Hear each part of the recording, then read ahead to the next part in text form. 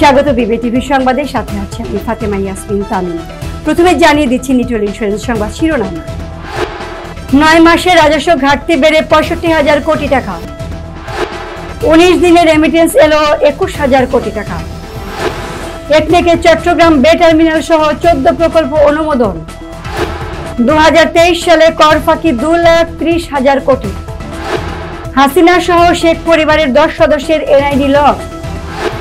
রাতারাতি কমল পোল্ট্রি ও গবাদি পশুর খাদ্যের দাম। আমদানি মূল্য আন্তর্জাতিক মানদণ্ড অনুযায়ী পরিশোধের নির্দেশ। বাংলাদেশ চীন সম্পর্ক আরো দৃঢ় করার আহ্বান প্রধান উপদেষ্টা। 15,000 টাকা বাড়ল স্মারক স্বর্ণ মুদ্রার দাম। মেঘনা ইন্স্যুরেন্সের 10% লভ্যাংশ ঘোষণা। মডেল মেঘনা আলমের ব্যাংক হিসাব তলব। শুনছিলেন নিটল ইন্স্যুরেন্স সংবাদ শিরোনাম, এবারে বিস্তারিত। বিগত 5 বছর যাবৎ মোটর ইন্স্যুরেন্স প্রিমিয়াম আহরণ এবং মোটর ইন্স্যুরেন্সের সর্বোচ্চ বীমা দাবি পরিশোধ করে আসছে নিটল ইন্স্যুরেন্স। নিরাপদ যাত্রা সব সময়। 2024-25 অর্থ বছরের 9 মাসে রাজস্ব ঘাটতি বেড়ে 65,665 কোটি টাকা দাঁড়িয়েছে, যেখানে অর্থ বছরের 8 মাসের রাজস্ব লক্ষ্যমাত্রার তুলনায় 58,000 কোটি টাকার বেশি পিছিয়ে ছিল জাতীয় রাজস্ব বোর্ড। গত জানুয়ারিতে শতাধিক পণ্যের ভ্যাট ও শুল্ক বৃদ্ধি কিংবা আয়কর রিটার্ন জমায় জোর প্রচারণার পরও রাজস্ব আদায়ে কাঙ্ক্ষিত লক্ষ্যমাত্রা অর্জনে প্রভাব ফেলতে পারেনি। মার্চ পর্যন্ত রাজস্ব আহরণের পরিমাণ ছিল 2,56,486 কোটি 84 লাখ টাকা। ওই সময়ে এনবিআর এর সংশোধিত লক্ষ্যমাত্রা ছিল 3,22,152 কোটি 64 লাখ টাকা। তথ্যানুসারে মার্চ পর্যন্ত গত 9 মাসে লক্ষ্যমাত্রা অর্জনের হার 79.62% অর্জন করতে সক্ষম হয়েছে এনবিআর। রাজস্ব আহরণে আয়কর, শুল্ক ও মূল্য সংযোজন কর বা ভ্যাট আদায়ে প্রবৃদ্ধি হয়েছে, তবে কাঙ্ক্ষিত লক্ষ্যমাত্রা পূরণ হয়নি। ইতিবাচক ধারায় আছে প্রবাসী আয় বা রেমিটেন্স। চলতি এপ্রিল মাসের প্রথম 19 দিনে ব্যাংকিং চ্যানেলে 171 কোটি 72 লাখ মার্কিন ডলার রেমিটেন্স এসেছে দেশীয় মুদ্রায়, যার পরিমাণ প্রায় 21,000 কোটি টাকা।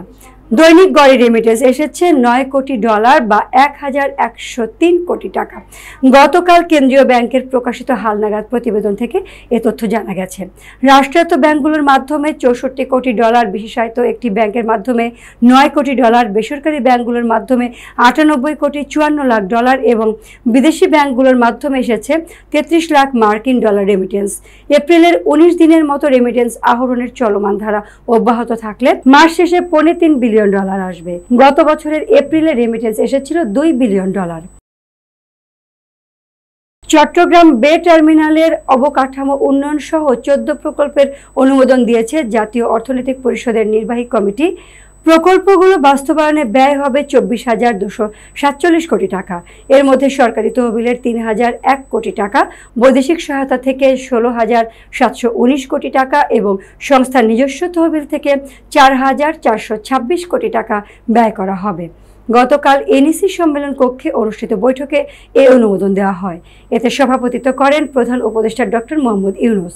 বৈঠক শেষে ব্রিফিংয়ে পরিকল্পনা উপদেষ্টা জানান, বে টার্মিনালের অবকাঠামো উন্নয়ন প্রকল্পটি বাস্তবায়নে মোট ব্যয় হবে 13,525 কোটি 57 লাখ টাকা। এর মধ্যে বিশ্বব্যাংক দেবে 9,333 কোটি এবং সরকারি তহবিল থেকে খরচ হবে 4,192 কোটি টাকা।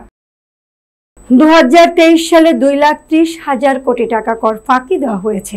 বিপুল পরিমাণ ফাঁকি রোধ করতে পারলে বড় অঙ্কের রাজস্ব আদায় সম্ভব হতো বলে মনে করছে বেসরকারি গবেষণা সংস্থা সেন্টার ফর পলিসি ডায়ালগ। আজ ধানমন্ডিতে সিপিডি কার্যালয়ে corporate income tax reform for graduating Bangladesh the justice perspective শীর্ষক মিডিয়া ব্রিফিংয়ে সিপিডির গবেষণা পরিচালক খন্দকার গোলাম মুয়াজ্জেম এসব তথ্য তুলে ধরেন।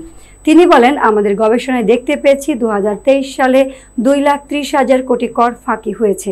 এনবিআর কি পরিমাণ প্রতিকূল পরিবেশে কাজ করছে। শুধু যে কর ফাঁকি তা নয়, কর জালের বাইরেও অনেক খাত ও প্রতিষ্ঠান রয়েছে যাদেরকে কর জালের মধ্যে আনা যায়নি। এই বিপুল পরিমাণ ফাঁকি রোধ করতে পারলে আমরা বড় পরিমাণ অর্থ বা রাজস্ব আদায় সম্ভব করতে গণঅভ্যুত্থানে ক্ষমতাচ্যুত সাবেক প্রধানমন্ত্রী শেখ হাসিনা সহ শেখ পরিবারের 10 সদস্যের জাতীয় পরিচয়পত্র লক করেছে নির্বাচন কমিশনের অধীন জাতীয় পরিচয় নিবন্ধন অনুবিভাগ। একাধিক সূত্র জানিয়েছে, একটি চিঠির মাধ্যমে এ তালিকাভুক্ত 10 জনের এনআইডি লক করা হয়। নথিপত্র অনুযায়ী গত 16 ফেব্রুয়ারি জাতীয় পরিচয় নিবন্ধন অনুবিভাগের মহাপরিচালক ASM হুমায়ুন কবিরের মৌখিক নির্দেশে এই সিদ্ধান্ত কার্যকর করা হয়। তবে নির্বাচন কমিশন সচিবালয়ের সরাসরি নির্দেশ ছিল কিনা তা নিশ্চিত হওয়া যায়নি। যাদের এনআইডি লক করা হয়েছে তারা হলেন শেখ হাসিনা, সজীব আহমেদ ওয়াজেদ, সাইমা ওয়াজেদ, শেখ রেহানা, টিউলিপ রিজওয়ানা সিদ্দিক, আজমিনা সিদ্দিক, শাহিন সিদ্দিক, বুশরা সিদ্দিক, রাদওয়ান মুজিব সিদ্দিক এবং তারিক আহমেদ সিদ্দিক। সিন্ডিকেটের মাধ্যমে পোল্ট্রি ফিডের দাম বাড়ানো হচ্ছে, এমন অভিযোগের মধ্যেই রাতারাতি দাম কমেছে পোল্ট্রি ও গবাদি পশু খাদ্যের। সম্প্রতি শীর্ষস্থানীয় 3টি খাদ্য উৎপাদনকারী company CP Bangladesh company limited, Pratibha group এবং নারিশ ফিড কোম্পানি তাদের বিভিন্ন ধরনের ফিডের দাম কমানোর ঘোষণা দিয়েছে, যা গতকাল থেকে কার্যকর হয়েছে। ডিলার সূত্রে জানা গেছে, সিপি বাংলাদেশ তাদের বিজ্ঞপ্তিতে ব্রয়লার, সোনালী এবং গবাদি পশুর সব ধরনের খাদ্যের দাম কেজি প্রতি 1 টাকা কমানোর সিদ্ধান্ত দিয়েছে। একই সঙ্গে লেয়ার ও হাঁসের খাদ্যের দাম কেজি প্রতি 1.50 টাকা হ্রাস করা হয়েছে। অন্য কোম্পানিগুলো একই ঘোষণা দিয়েছে। বিষয়টির বিষয়ে খামারিরা বলছেন, 3টি বৃহৎ কোম্পানির দাম কমানোর সিদ্ধান্ত পোল্ট্রি ও গবাদি পশু খামারিদের জন্য ইতিবাচক খবর। এতে উৎপাদন খরচ কমাতে এবং লাভ বাড়াতে সহায়ক হবে। ত্রুটিপূর্ণ বিল দেখিয়ে বিদেশি ব্যাংকে আমদানি বিল পরিশোধ থেকে বিরত থাকছে অনেক ব্যাংক, ফলে বাণিজ্যিক সম্পর্ক খারাপ হচ্ছে। এমন অবস্থায় বাংলাদেশের ব্যাংকগুলোকে আন্তর্জাতিক মানদণ্ড অনুযায়ী পণ্যের বিল পরিশোধ করতে নির্দেশনা দিয়েছে কেন্দ্রীয় ব্যাংক। আমদানি সরবরাহ স্বাভাবিক রাখার লক্ষ্যে অসঙ্গতিপূর্ণ আমদানি বিলের বিপরীতে নির্ধারিত পণ্যের বিল পরিশোধ করতে নির্দেশনার ফলে অনুমোদিত ডিলার ব্যাংকগুলোকে ত্রুটিপূর্ণ আমদানি বিল গ্রহণে সংশ্লিষ্ট আমদানি পণ্যে কোনরূপ পরিবর্তন করার সুযোগ থাকবে না। অসঙ্গতিপূর্ণ আমদানি বিলগুলোকে অর্থ প্রদানের ক্ষেত্রে বিল পরিশোধের জন্য যোগ্য বিবেচনায় আনতে ব্যাংকগুলোকে আন্তর্জাতিক মানদণ্ড মানতে হবে। গতকাল সকল এডি ব্যাংকগুলোকে বিল পরিশোধের অনুমতি দিয়ে প্রয়োজনীয় নির্দেশনা সহ প্রজ্ঞাপন জারি করেছে বাংলাদেশ ব্যাংকের বৈদেশিক মুদ্রা ও নীতি বিভাগ। অন্তর্বর্তীকালীন সরকারের প্রধান উপদেষ্টা অধ্যাপক ডক্টর মোহাম্মদ ইউনূস চীনের ইউনান প্রদেশের গভর্নর ওয়াং ইউবোয়ের সঙ্গে এক উচ্চ পর্যায়ের বৈঠকে বাংলাদেশ চীন দ্বিপাক্ষিক সম্পর্ক আরও গভীর করার প্রতিশ্রুতি পুনর্ব্যক্ত করেন। গতকাল রাষ্ট্রীয় অতিথি ভবন যমুনায় অনুষ্ঠিত বৈঠকে চীনের গভর্নরকে স্বাগত জানিয়ে প্রধান উপদেষ্টা বলেন, এটি কেবল শুরু, আমরা এত কাছাকাছি অথচ এত দূরে, চলুন এই ব্যবধান ঘুচিয়ে ফেলি। তিনি বলেন, আশা করি আপনি আবারও আমাদের দেশে আসবেন। আমরা শুধু ভালো প্রতিবেশী নই, আরও ঘনিষ্ঠ প্রতিবেশী হতে চাই। গভর্নর ইউবো আন্তরিকভাবে সাড়া দিয়ে বলেন, আমার এই সফরের লক্ষ্য হলো দ্বিপাক্ষিক সম্পর্ক আরও জোরদার করা। ইউনান প্রদেশ দক্ষিণ এশিয়ার জন্য চীনের উন্মুক্ত হাব হিসেবে কাজ করতে প্রস্তুত। বৈঠকে উভয় পক্ষ যুব বিনিময়, স্বাস্থ্যসেবা, শিক্ষা ও বাণিজ্য সহ বিভিন্ন সহযোগিতামূলক উদ্যোগ নিয়ে আলোচনা করেন।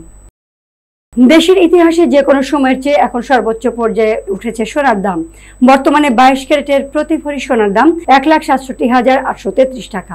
এমন পরিস্থিতিতে স্মারক স্বর্ণ মুদ্রার দাম ফের বাড়ানোর ঘোষণা দিয়েছে কেন্দ্রীয় ব্যাংক। প্রতিটি স্মারক স্বর্ণ মুদ্রার দাম 15,000 টাকা বাড়িয়ে 1,50,000 টাকা পুনর্নির্ধারণ করা হয়েছে। এতদিন যা ছিল 1,35,000 টাকা। স্বর্ণের স্মারক মুদ্রার দাম বাড়লেও রৌপ্য মুদ্রার দাম আগে নির্ধারণ করা 7,000 টাকায় থাকছে। এখন থেকে 22 ক্যারেট সোনা দিয়ে তৈরি করা 10 গ্রাম ওজনের স্মারক স্বর্ণ মুদ্রার প্রতিটি বিক্রি হবে 1,50,000 টাকায়। মেঘনা ইন্স্যুরেন্স কোম্পানি লিমিটেডের পরিচালনা পর্ষদ শেয়ার হোল্ডারদের জন্য 10% নগদ লভ্যাংশ ঘোষণা করেছে। ফলে প্রতিটি 10 টাকা মূল্যের শেয়ারদের বিপরীতে 1 টাকা নগদ লভ্যাংশ পাবেন শেয়ার হোল্ডাররা। ঘোষিত লভ্যাংশ শেয়ার হোল্ডারদের অনুমোদনের জন্য কোম্পানিটির বার্ষিক সাধারণ সভা আগামী 18 জুন ডিজিটাল প্ল্যাটফর্মে অনুষ্ঠিত হবে। লভ্যাংশ প্রদানে শেয়ার হোল্ডার নির্বাচনের জন্য রেকর্ড তারিখ নির্ধারণ করা হয়েছে আগামী 28 মে। সমাপ্ত অর্থবছরের আর্থিক প্রতিবেদন অনুযায়ী কোম্পানিটির সমন্বিত শেয়ার প্রতি মুনাফা হয়েছে 1.31 টাকা। আগের হিসাব বছরের একই সময়ে কোম্পানিটির শেয়ার প্রতি মুনাফা ছিল 1.29 টাকা। আলোচিত মডেল মেঘনা আলমের সব ধরনের ব্যাংক হিসাবে যাবতীয় তথ্য তলব করা হয়েছে। গতকাল সব ব্যাংকের কাছে এই তথ্য চেয়ে চিঠি দিয়েছে বাংলাদেশ ফাইন্যান্সিয়াল ইন্টেলিজেন্স ইউনিট। গত 9 এপ্রিল রাতে মেঘনা আলমকে রাজধানীর বসুন্ধরার বাসা থেকে আটক করে হেফাজতে নেয় ঢাকা মহানগর পুলিশের গোয়েন্দা শাখা।